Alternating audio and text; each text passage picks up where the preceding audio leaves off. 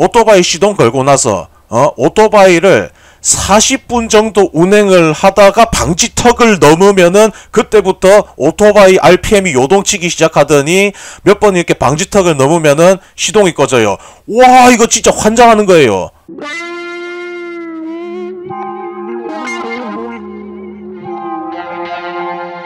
시청자 여러분 안녕하십니까, 박무혁TV입니다. 오늘은 오토바이 정비 후 테스트 라이드는 필수인가 라는 요 주제 가지고 컨텐츠 한번 만들어 보도록 하겠습니다. 바로 이 생각이 들 수도 있는 제목이죠. 아니, 오토바이를 정비를 하고 나서 테스트 라이드 하는 거는 이거는 당연한 거 아닌가? 이게 뭔데 컨텐츠 감이라고 해가지고 들고 와 할 수도 있는데요. 요거는 사람마다 입장이 다르기 때문에 요거를 또 중립적으로 한번 해석해가지고 이야기를 할 수 있는 무영맨이 정말 들고 오기 좋은 컨텐츠 감입니다. 자, 저는 이런 말을 잘 안 씁니다. 너의 인생은 틀렸어, 너는 틀렸어, 이런 말을 잘 안 씁니다. 틀렸어가 아닌 뭐 다르다 정도로 이야기를 하죠. 자, 인간의 인생은 틀린 게 없습니다. 정말 뭐 부자가 돼가지고 떵떵거리고 사는 사람일 수도 있고, 뭐 그렇지 않고 그냥 소시민적으로 그냥 행복하게 우리 가족 먹고 살면은 된다 하는 이런 소소한 행복을 누리고 있는 사람이 있습니다. 돈을 많이 번다고 해가지고 그게 정답인 인생이 아니고, 그렇다고 해서 가난하다고 해서도 이건 실패한 인생이 아닙니다. 지구에는 60억 명의 사람이 있기 때문에 저는 60억 가지의 인생이 있다고 생각을 하는 사람입니다. 자, 그런 생각을 가지고 있는 인간이기 때문에 이제 요 사안에 대해서 조금 중립적으로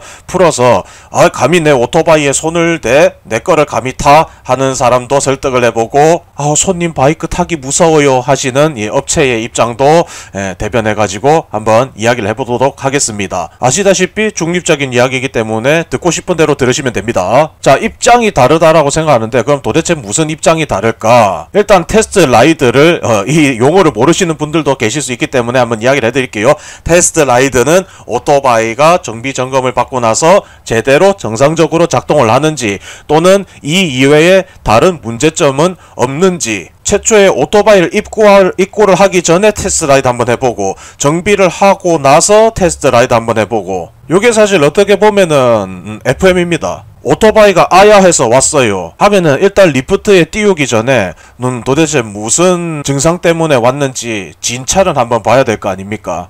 이거를 뭐 저 병원하고 이야기를 하면 안 되지만 오토바이 입장에서는 정비소가 병원이에요. 그래서 한번 이야기를 해볼게요. 자, 의사 선생님께 진찰 받기 전에, 수술대 위에 올라가기 전에 뭐부터 합니까? 테스트부터 하잖아요. 진찰 먼저 하고 어디가 아파서 왔어요, 어디가 좀 뻐근해요, 팔을 올리는데 또는 뭐 숨을 들이마시는데 어디가 아파요 하면은 뭐 뼈에 금이 간 걸 수도 있으니까 엑스레이 한번 찍어보죠. 팔 들어보세요, 요렇게 해보세요, 요렇게 해보세요, 어때요, 아파요, 얼마만큼 아파요, 이렇게 테스트 먼저 하잖아요. 다짜고짜 수술대 위에 안 올립니다. 활력 징후를 보고 그 다음에 진찰을 하고 뭐 엑스레이나 MRI, CT 이런 사진 등을 보고 여기가 좀 문제가 있네요 하고 뭐 수술을 하든가 하잖아요. 뭐 수술하고 나서도 또 계속적으로 체크를 하잖아요. 괜찮아졌는지 안 괜찮아졌는지 그거 다 진료기록지에 다 작성을 하고요. 바이크도 마찬가지입니다. 자동차도 물론 마찬가지고요.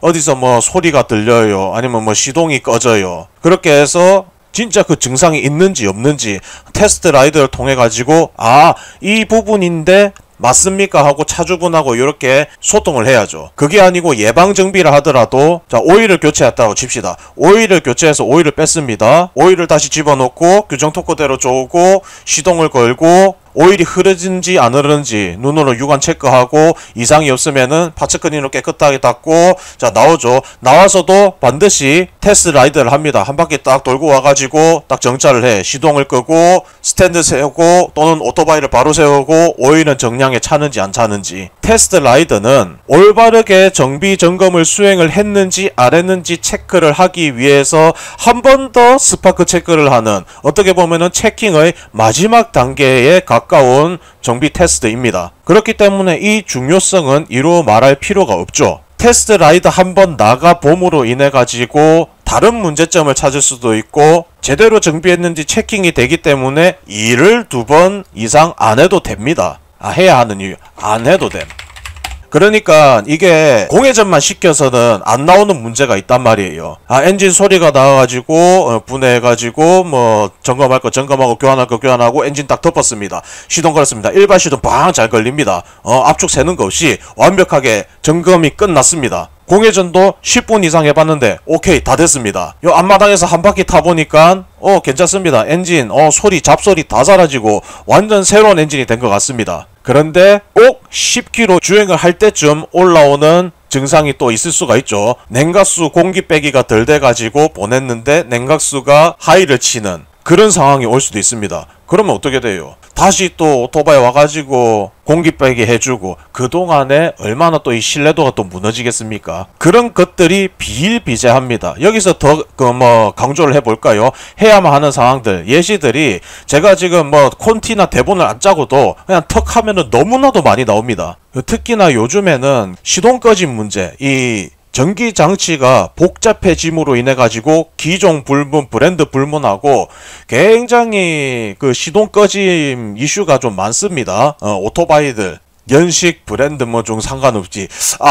전기 장치가 단순할수록 이런 시동 꺼짐은 덜한 편이에요. 자, 좋습니다. 예를 들어서 시동 꺼짐이라고 하겠습니다. 시동 꺼짐이라고 하면은 이게 변수가 너무 많아요. 엔진 문제일 수도 있고 전기장치 문제일 수도 있는데 일단 이 두 가지 구분하는 거 아주 간단하다고 제가 영상을 하나 올려놨는데요. 엔진 문제는 약간 이 증상이 빈번하거나 바로바로 나타나고요. 전기적인 문제는 간헐적으로 나타나기 때문에 이 증상을 재현을 해가지고 테스트를 하기가 굉장히 힘듭니다. 까다롭습니다. 어떨 때는 고속으로 달렸다가 속도를 줄이면 꺼져요 하는 상황도 나오기 때문에 이런 복합적인 증상을 재현을 하기 위해서는 반드시 테스트 라이드가 필요하죠. 달리다가 시동이 꺼져요. 그러면은 달리다가 시동이 왜 꺼지는지 찾아야 되잖아요. 그러면은 알 수 있는 방법은 뭡니까? 달려보는 수밖에 없습니다. 제일 어려운 게 고속으로 달리면은 시동이 꺼져요거든요. 그러면은 진짜 고속으로 달려봐야 돼요.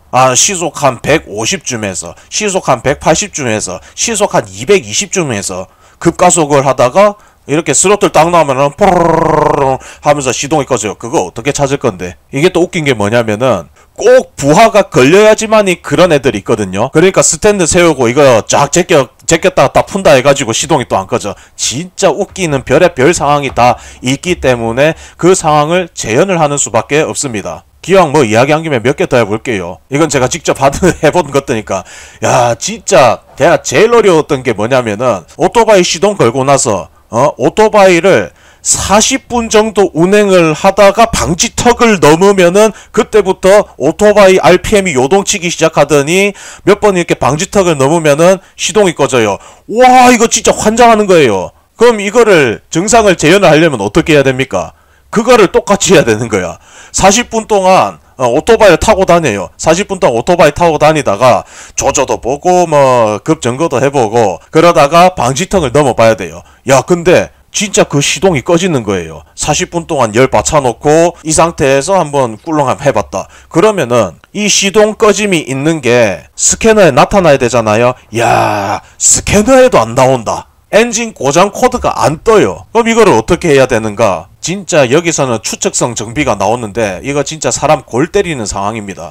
자, 여기서 그러면 제가 질문해 볼게요. 이런 류들의 고장을 점검을 하고 조치를 하기 위해서 여러분들이 센터 사장이 아닌 여러분들이 일반 유저라면은 어떻게 해야 된다고 생각합니까? 당연히 테스트 라이드 해야 되는 거죠. 이렇게 테스트 라이드는 중요하고 반드시 수행을 해야지만이 알 수 있는 것들이 있기 때문에 반드시 해야 된다고 하는데, 그럼 테스트 라이드를 하기 어려운 조건은 도대체 무엇인가? 일단 정비사 입장에서는 굉장히 부담이 됩니다. 진짜 5년 10년 되는 고참들이 이런 테스트 라이드 해주면서 알아서 다 해주면 좋겠지만, 만약에 이걸 견습 정비사가 해야만 되는 상황에 처해져 있다 그러면 일단 무섭거든요. 오토바이가 한두 번 하는 것도 아니고 2천만원 3천만원짜리 하는 걸 해봐요. 거기 제꿍 했다 쳐봐요.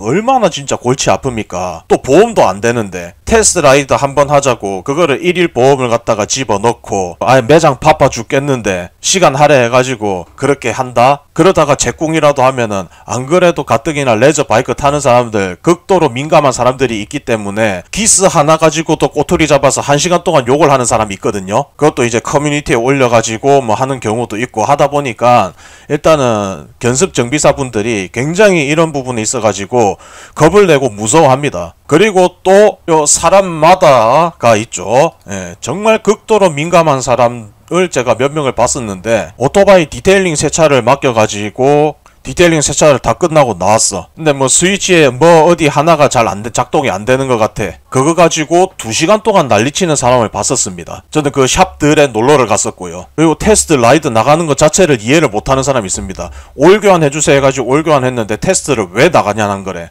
아니 저거 보험 내 앞으로밖에 안 들어져 있는데 만약에 타고 나갔다가 당신들 사고 나면 어떻게 할 거야? 제정신이 아니네 하면서 뭐 저주를 퍼붓는 그런 사람이 있었어요. 물론 저한테는 일어나지 않은 일입니다. 보고 들은 이야기죠. 근데 실제로 그걸 봤을 때는 제가 진짜 별의 별 생각이 나고 진짜 그 앞에다가 대고 우리가 하고 싶었는데 남의 사업장 앞이라 가지고 차마 이야기를 못했던 것들이 많습니다. 뭐 그거 말고도 더 있을 수가 있죠. 저 뭐 서울 도심에 있는 센터라면은 꽉 막힌 그 상황에서 테스트 라이드를 나가기도 참 어렵고 날은 덥제 차는 막히제.